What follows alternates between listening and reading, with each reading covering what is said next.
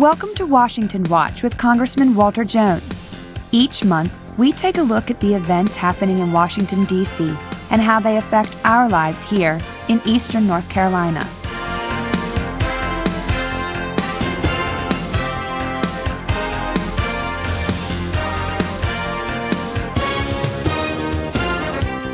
And now, here's your Congressman, Walter Jones. Welcome to the December edition of Washington Watch. Today's guest is Jeff Flannery. He is here to discuss the Christmas traditions of the White House and past presidents. Jeff is head of the Reference and Reader Service section of the Library of Congress Manuscript Division.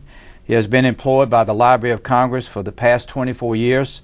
Jeff received his BA in History from Temple University, his MA in History from Duquesne University, and an MLS from the University of Pittsburgh. Jeff has been referenced and acknowledged in numerous books and publications, including the book A Family Christmas by Caroline Kennedy. Jeff, thank you for being on Washington Watch. It's my pleasure, Congressman. I appreciate it. And Jeff, last month the show, we had General Osmond, who oversees the Toys for Tots program, and I thought it would just be a great joy to the people in the 3rd District, which I represent, to have someone like yourself that could give us the history of former presidents and families and what they might have done at that period of time as it related to Christmas.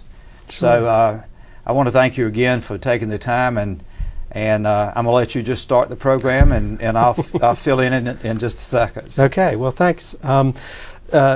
Congressman, the Manuscript Division at the Library of Congress is home to the personal papers of 23 American presidents, starting with George Washington and going up to Calvin Coolidge.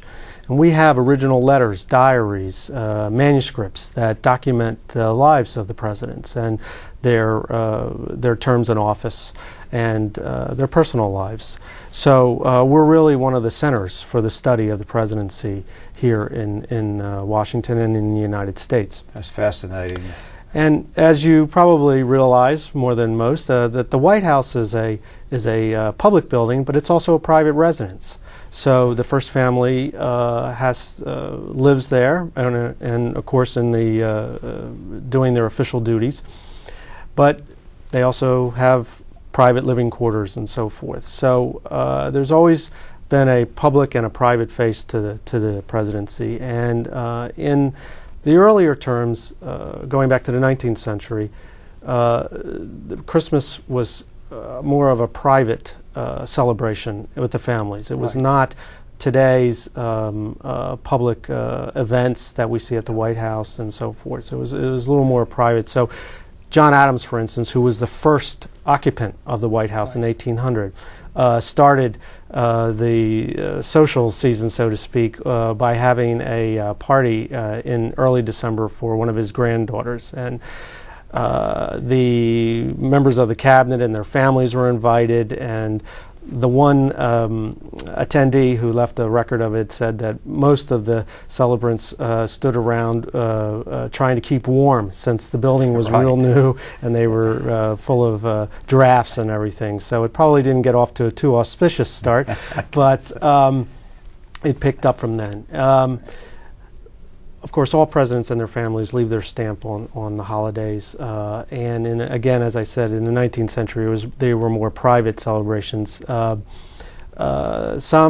celebrated a little more within the season than others. Andrew Jackson had his family there, and he himself did not have children, but he had an adopted family, which he brought children and grandchildren into, and the children of his cabinet officials. James K. Polk, who was married and had a family, was a little more kept to the task of the presidency. We actually have his diaries from the White House at his term. He served only one term. And I'd like to read, if you don't mind, an entry. Great interest to those watching the show, and certainly myself. Sure. This is the entry from December. That's special. Right. These are part of the treasures of the library, and you can see that President Polk's handwriting is not too bad. but I have a transcription here that I'll rely on, so I don't stumble over some of the words. That is pretty good handwriting, though. Yeah, it's neat. And he would record this after he was done his at the end of the day. But he was very he was a hard-working man. In fact, he died shortly after his term was up. Some said from overwork. But on Friday, December 25th, December 1846, he writes, "Not more than a half a dozen persons called today, and they were on business. It being Christmas Day, the family attended church. I remained in my office, attended to some of the business on my table, and wrote a rough draft of a message which I had made up my mind to send to Congress recommending the appointment of a lieutenant general of the Army who shall be commander-in-chief during the war in Mexico." He ends his entry by saying, "There was the regular evening for receiving company, but as it was a holiday and our servants desired to have it to themselves, the parlor was not opened. Many persons, I learned, called at the door who were not received." And the White House, the White House at that time, of course, was much more open to the public. Right, no Secret Service. No Secret Service, and it was the president had a tradition of receiving visitors. They'd leave a calling card to come in, and a lot of the public business would be conducted there. Jeff, in your work and also your research, I'm sure the families, they didn't have TV at that time, no radio, and they probably spent what time in the evening on Christmas or Christmas Day singing songs, maybe, or is there any record of those? Well, the first record we have, for instance, of decorating the tree is from President Benjamin Harrison's term in 1889 when he came in. That was the first recorded where the tree was decorated, and this would have been the private family tree in the private quarters that they brought the tree in. And in the late 19th century is when you start to see Americans putting trees in their homes and celebrating. So I think the Harrisons probably were part of that trend. But the first one that we have an actual record of decorating and trimming the tree. As I said, prior to that, most of the observances were along private lines. There would be a dinner, guests would be invited, but it was relatively low key. And of course, many of the presidents and their families would attend services for that day, as many Americans did. Right. When do they? Who was the first president that? When they have the lighting of the tree? Sure. That was in 1923, and that was President Calvin Coolidge. There's pretty good evidence that event started at the suggestion of a woman, Lucretia Walker, I believe, Hardy Walker or Walker Hardy, I can't get the name, who was worked in the D.C. Department of Schools, and she had written to the office of, actually to the President's Secretary, suggesting that a national tree event be started. I think she thought it more in terms of the local children in the community, that they could come and see a tree lit up. Of course, in 1923, electric lighting of trees was relatively new. That's right. I mean, it was the White House was only wired for electricity in 1891, but electric lights were somewhat new, but they were certainly around at that time. So President Coolidge took her up on the suggestion, and on the ellipse, they erected a large tree. believe it was a cut tree. And they had the ceremony. President Coolidge was invited to say a few remarks, but as we may know about him, he was noticeably reticent about public speaking, so he declined. But he did press the button which lit up the lights. That's right. Which presidential family was the first to have children in the White House, and so that during the Christmas time? Well, they're probably not a their own children. I mean, right, their own children, right? So I would think that we would have to go up to small children. Would probably, I would think, the Lincolns, and of course the Lincolns had subdued celebrations because of the death of their youngest son early in the war. I think it was 1862. He passed away. So their celebrations were more private in nature. but the Tylers, he wasn't there very long. He had a large family. There may have been some things there, but again, there was not a lot of press interest, so a lot of those celebrations were not fully documented. I think what captured the imagination of the nation was Theodore Roosevelt's family.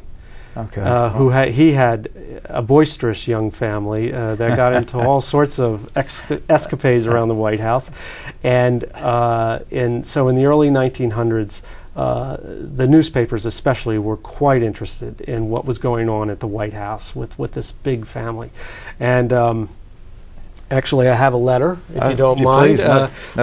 It's most interesting to me, and I'm sure it is people watching. Sure, where the president. Where President Roosevelt recounts one of the first Christmases that he had. He's writing to his sister, who was not there at the time. Right. So he says, this is Theodore Roosevelt in December 26, 1903. "We had a delightful Christmas yesterday. Just such a Christmas as 30 or 40 years ago we would used to have under Father and Mother's supervision. At 7, all the children came in to open the big, bulgy stockings in our bed. Kermit's terrier, Alan, a most friendly little dog, added to the children's delight by occupying the middle of the bed. Then after breakfast, we all formed up and went to the library, where the bigger toys were on separate tables for the children. I wonder whether there can ever come in the life a thrill of greater exaltation and rapture than which comes to one between the ages of, say, 6 and 14, when the library door is thrown open and you walk in to see all the gifts, like a materialized fairyland, arrayed on your special table." That's special in itself, because I think so many of us, the world we live in today with the internet and Blackberries and all the new technology, which is good, but I think many times a lot of my friends, I know, I'm 66 now, we kind of do think back to the 50s when we were children, and certainly to hear about President Roosevelt and his family, that's so well written. Of course, I think he was a very impressive man. He was quite an interesting person, to say the least. I wanted to ask you about the story behind President Reagan and the lighting of the tree. Sure. Well, President Reagan, there's a couple things that are notable about his participation in the lighting of the tree. His first year for lighting would have been 1981, and of course, previous to that, he was the assassination attempt on his life. As a result of that, the Secret Service would not allow him to travel down to the ellipse to do the lighting. He had to turn the light on from inside the White House. Right. The other notable feature, I think, of the Reagan years was their inclusion or participation of featured children. For instance, one year they had a young woman, a young girl, who had written to the Make-A-Wish Foundation that she wanted to light the tree. President Reagan being one of her heroes. So right. I think it was President Reagan and Mrs. Reagan bringing in each year, featuring a child to help with this ceremony and the lighting of the tree. I think that was noticeable. Certainly, I didn't know. I always thought President Reagan was a kind man, and I think the fact that that's a story I didn't know. I mean, I'm sure many people watching the show didn't know that either. But let me ask you, John Kennedy, Caroline, was she ever in the White House during Christmas? I was trying to remember when she was born. Carolyn, both Carolyn and John were in the White House. John, okay, I think, was about 3 or so. Carolyn was just a couple years older. They, of course, kind of in the mold of the Teddy Roosevelt children, were had run of the place. Right. But it was actually their mother, Jackie, who really brought this official celebration of Christmas into the White House by setting up a theme for the Christmas. Mm-hmm. She was under the Kennedy administration. That was the first administration that had an official theme for Christmas. She picked the Nutcracker Suite. Okay. she also had decorated the whole White House along a certain theme. Mm-hmm. And that started a tradition that was followed by the successive presidents and the first ladies. She was also responsible for bringing a nativity creche that she was able to borrow from an art collector. It was an 18th century Neapolitan creche nativity scene, right. Original that was an art collector that the Kennedys knew loaned to, and that subsequently in later administrations that became the focus of the decorations. Jeff, when did the president start inviting Congress to receptions? There will be one next Monday night. I won't be able to attend, but I know that one of my colleagues from North Carolina was asking me if he could figure out some way to use my ticket to get his daughter and a friend in or something. But when did that tradition start? Well, the presidents going back to Adams, essentially, right. Would have official dinners and social events that would feature members of cabinet and Congress, official Washington, time. Right? And since Adams was the first at Christmas, I don't know that, like many traditions, there was probably not one particular event, but it evolved over a period of time where members would come in and be invited. As we saw in the Polk entry, members of Congress would just arrive to pay their respects. But I mean, an official dinner or something like that, of course, the members would always be invited. So there was always something around the holidays. And I would say that was probably a tradition that went back to Adams and Jefferson. Jeff, we got a couple minutes left. The big book that you brought is... This is the official diary of President William Howard Taft during his term in 1911. And what I thought was intriguing about this document, this was his official diary as opposed to a handwritten diary that he kept. So it's typed. And it was typed up actually by his close aide, a man by the name of Archie Butt. He was a military man. He was a major. But what I found intriguing about this is for 1911, sorry, I may have said 1910, was that there's 4 pages here devoted to the president's Christmas shopping. That President Taft, over 3 successive days, went out and did Christmas shopping and actually just strolled out of the White House grounds onto the shopping district on F Street here in Washington, accompanied by Major Butt and a couple Secret Service agents, but just walked down the street and decided to do his shopping.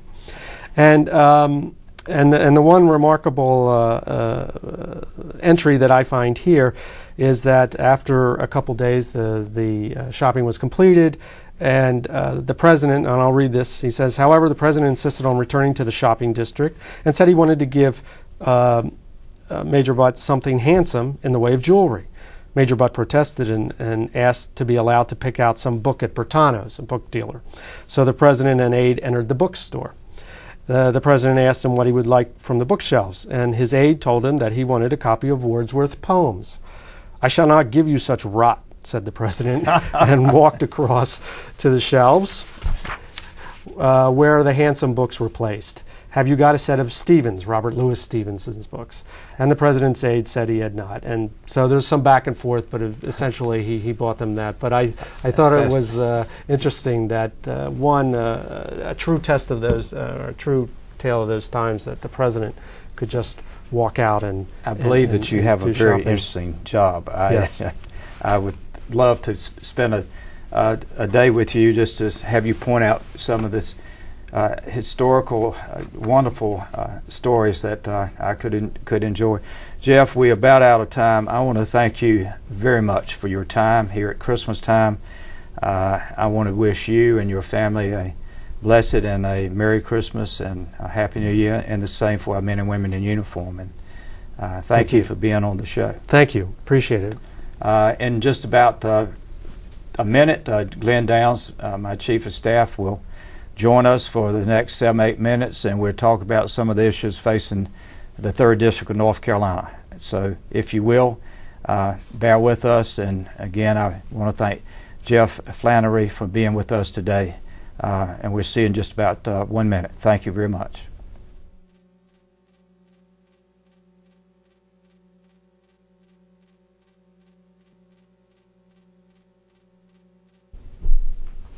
Welcome to the second part of Washington Watch for the month of December. I'm delighted to have Glenn Downs, my Chief of Staff and my friend. We're going to talk about some of the issues now that are facing this country. I'm glad that we had the first part of the show to talk about Christmas, and now we need to talk about some of the challenges we have right here in Washington in the month of December. Congressman, thank you once again for having me on the show today to try to convey to you through this medium what some of the folks have been calling your offices here in Washington and back in Greenville. And people, as I like to say, in Eastern North Carolina are not shy about telling their member of Congress, their hired help, what they think. And the great sense, the overall sense that people have been conveying, I think I and the rest of your staff have picked up to convey to you is a sense of real uncertainty about the future. Right. You know, you've got the holiday season here, but people want to know. They look at these yawning deficits that the federal government's running, and new spending programs being proposed all of the time, and gigantic bills that no one's read, and they want to know what's going on. And I brought here today, this is the current cover of Newsweek. It's got the Capitol building upside down, questioning really the very future of America, and saying how empires that have taken on too much debt, have too slow growth, and get into spending that they really can't afford, how empires can kind of die. And they openly question here on Newsweek whether America might be next. Right. And so what might you say to the people of Eastern North Carolina about where you think we are and where you think we're headed? Glenn, I will share, I didn't know that you were going to bring this up, but I'm glad you did, because I'm very concerned about the future of this country and the spending and trying to police the world, and we can't pay our bills back home. And during the Thanksgiving break, I was down in Avon for several meetings, and at one of the meetings I had an individual ask me, Congressman, how can we continue to police the world? We can't pay our own bills. We're wearing out our military, and we can't even fix the streets in my town. And I think that ties into the cover of Newsweek and the points that you made. This country has got to rebuild itself before it starts rebuilding someone else, in my humble opinion. And I'm hearing that back in the district, truthfully. Well, one sense that when people call in and they kind of convey where they are with this, they see what Congress is doing and what the President's doing, and they think it just doesn't make sense. And in this sense, you might have somebody thinks a certain program or a certain idea is a good one, somebody else might think a different one's a good, but the summation of them just doesn't add up. They say, how in the world, people like the idea of everybody having health insurance, but they say, how can you add 30 million people to get new government-provided health insurance and save money? It doesn't make sense to them. And what would you say to that? Well, what I would say is it's true. I mean, I think I have been speaking out for the last 7 or 8 years, going back to the Bush administration, about all the spending, and it hasn't stopped. With the new administration, they're spending even more than the Bush administration. And I think it's a matter of the American people, like they did in August, quite frankly, of saying to Congress, you know, you need to stop taking care of the world and start taking care of America. That's what I think needs to happen. And some people say, well, you're an isolationist or you're a Pat Buchanan type of Republican. No, maybe I am, but the point is, if we can't fix our own streets, how can we worry about streets in Iraq? It doesn't make any sense. Well, part of that spending is spending money that the government doesn't have, and that means they have to borrow it from someplace. Right. And people are very concerned when they've written in letters and emails, get a lot of email traffic into the office, and they see us borrowing a lot of money from one particular country, China. And what kind of sense do you have here as the year comes to a close about where we stand relative to China, and how vulnerable are we as a nation to letting them kind of call the tune, I guess is what people would like to ask. Well, I'm greatly concerned. I think that each and every day that we awaken as American citizens, that we know that our government has to go to the financial markets to sell our debt, so somebody buys our debt. That's not a very good position to be in. And I think it comes back to the leadership. Both parties, I want to be fair about it, both parties need to stop figuring out how we can spend money we don't have and stop trying to police the world and take care of everybody else's problems across the seas when we have to borrow money to pay for those investments overseas, like trying to fix the roads or whatever it might be. We need to come back to fixing America. We need to create jobs in this country. We need to empower small businesses.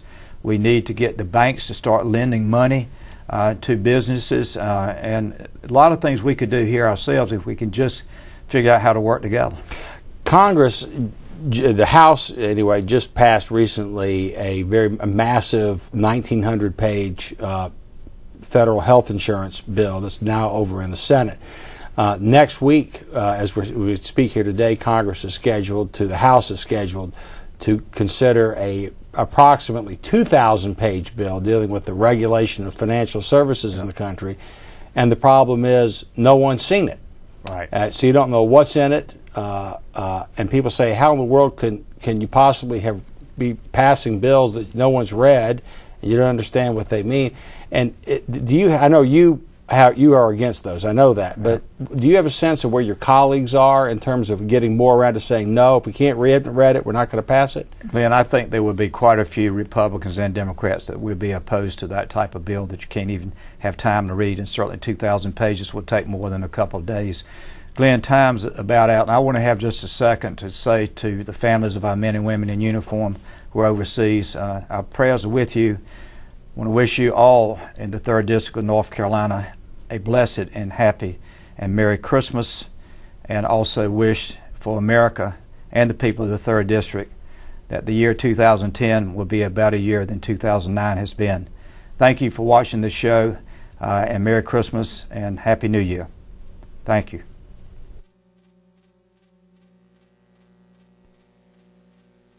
Thank you for taking the time to join us for Washington Watch.